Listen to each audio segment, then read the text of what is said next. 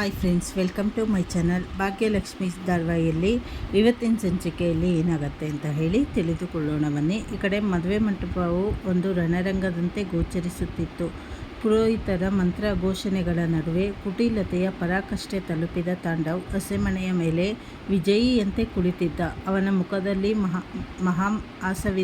ಮಂದಹಾಸವಿದ್ದರೂ ಅಂತರಂಗದಲ್ಲಿ ಕುತಂತ್ರದ ಜಾಲವು ಎಣೆಯಲ್ಪಟ್ಟಿತು. ಭಾಗ್ಯಳನ್ನು ತನ್ನ ಕಪಿಮುಷ್ಟಿಯಲ್ಲಿ ಬಂಧಿಸಿ ಎಲ್ಲರ ಮುಂದೆ ಅವಳ ಚಾರಿತ್ರ್ಯಕ್ಕೆ ಧಕ್ಕೆ ತರುವ ಅವನ ಅಹಂಕಾರದ ಮಾತುಗಳು ಪ್ರತಿಧ್ವನಿಸುತ್ತಿದ್ದವು. ಭಾಗ್ಯ, ಈ ವಿವಾಹ ಮಹೋತ್ಸವವನ್ನು ತಡೆಯಲು ನಿನ್ನಿಂದ ಅಸಾಧ್ಯ. ಸಂಬಂಧಿಕರ ಸಮಕ್ಷಮದಲ್ಲಿ ನೀನು ನನ್ನನ್ನು ನಿರಾಕರಿಸಿದರೆ ನಿನ್ನ ಮತ್ತು ಆದಿಯ ಸಂಬಂಧಗಳ ಬಗ್ಗೆ ಸಮಾಜಕ್ಕೆ ವಿರೂಪಗೊಳಿಸಿದ ಸತ್ಯವನ್ನು ನಾನು ಸಾರುತ್ತೇನೆ ಎಂದು ಅಟ್ಟಹಾಸದಿಂದ ಹುಡುಕುತ್ತಿದ್ದನು.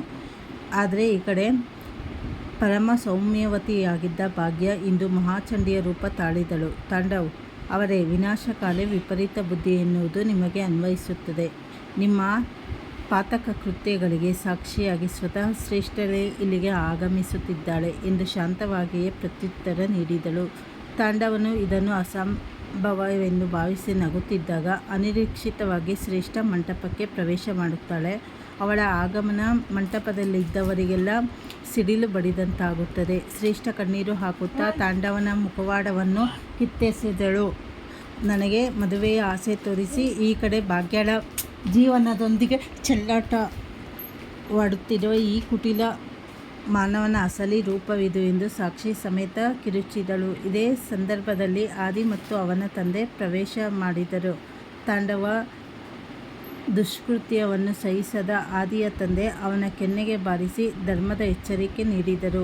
ಧರ್ಮದ ಹಾದಿಯಲ್ಲಿ ಸಾಗುವವರಿಗೆ ಸತ್ಯ ಜಯವಾಗುತ್ತದೆ ಎಂಬುದು ಇಂದಿನ ಮಹಾನ್ ಸಂಚಿಕೆಯ ಸಂದೇಶವಾಗಿರುತ್ತದೆ. ಕೊನೆಗೆ ಪೊಲೀಸರ ಆಗಮನದೊಂದಿಗೆ ತಾಂಡವನ ಕುತಂತ್ರಕ್ಕೆ ಅಂತಿಮ ತೆರೆ ಬಿದ್ದು ಭಾಗ್ಯ ಮತ್ತು ಆದಿಯ ಜೀವನದಲ್ಲಿ ಹೊಸ ಭರವಸೆಯ ಕಿರಣಗಳು ಮೂಡುತ್ತದೆ. ಕತೆ ಏನು ಅಂದರೆ, ಈ ಕಡೆ ಶ್ರೇಷ್ಠನ ಕಿಡ್ನಾಪ್ ಮಾಡಿರ್ತಾರೆ. ಆದರೆ ಹೇಗಾದರೂ ಮಾಡಿ ಆದಿ ಹುಡುಕಿಸ್ತಾನೆ. ಈ ಕಡೆ ಭಾಗ್ಯನಿಗೆ ಫೋನ್ ಮಾಡಿ ಆದಿ ಹೇಳಿದಾಗ ಇಲ್ಲ, ಅವಳೆಲ್ಲರೂ ಇರಲೇಬೇಕು, ನೀವು ಹುಡುಕ್ರಿ ಅಂತ ಹೇಳಿದಾಗ ಇಬ್ಬರು ಹುಡುಕಕ್ಕೆ ಟ್ರೈ ಮಾಡ್ತಾರೆ. ಆದರೆ ಈ ಕಡೆ ತಾಂಡವ್ ಹೇಳ್ತಾ ಇರ್ತಾನೆ, ನೀನು ಹುಡುಕ್ತಾ ಇರೋದು ಶ್ರೇಷ್ಠನಲ್ವ, ಅವಳಂತೂ ಬರೋಲ್ಲ, ನೀನೀಗ ಏನು ಮಾಡೋಕ್ಕಾಗಲ್ಲ, ನೀನು ನನ್ನ ಮದುವೆ ಆಗಲೇಬೇಕು ಅಂತ ಹೇಳಿ ಅಂತ ಇರ್ತಾನೆ. ಹಾಗೆ ನೀನೀಗ ಮದುವೆ ಆಗಲ್ಲ ಅಂದರೆ ಎಲ್ಲರ ಮುಂದೆ ನಿನ್ನ ಮಾನ ಮರ್ಯಾದೆ ಹೋಗುತ್ತೆ, ನಿನಗೆ ಮತ್ತು ಆದಿಗೆ ಸಂಬಂಧ ಇದೆ ಅಂತ ಹೇಳಿ ಜನ ಮಾತಾಡ್ಕೊತಾರೆ ಅಂತ ಹೇಳಿ ಇಲ್ಲಿ ಕೂಗಾಡ್ತಾ ಇರ್ತಾನೆ. ಆದರೆ ಕೊನೆ ಗಳಿಗೆಯಲ್ಲಿ ಶ್ರೇಷ್ಠನ ಕರ್ಕೊಂಬರ್ತಾರೆ. ಮತ್ತು ಮುಂದಿನ ಸಂಚಿಕೆಗಳಲ್ಲಿ ಏನೇನಾಗತ್ತೆ, ಅವಳನ್ನು ಕಿಡ್ನಾಪ್ ಮಾಡೋಕ್ಕೆ ತಾಂಡವ್ಗೆ ಸಹಾಯ ಮಾಡಿದ್ದು ಯಾರು ಅನ್ನೋದೆಲ್ಲ ಮುಂದೆ ತಿಳಿದುಕೊಳ್ಳೋಣ. ಹೊಸದಾಗಿ ಯಾರು ಚಾನಲ್ ನೋಡ್ತಾ ಇದ್ದೀರಾ, ಚಾನಲನ್ನು ಸಬ್ಸ್ಕ್ರೈಬ್ ಮಾಡ್ಕೊಳ್ಳಿ, ಲೈಕ್ ಮಾಡಿ, ಶೇರ್ ಮಾಡಿ. ಧನ್ಯವಾದಗಳು.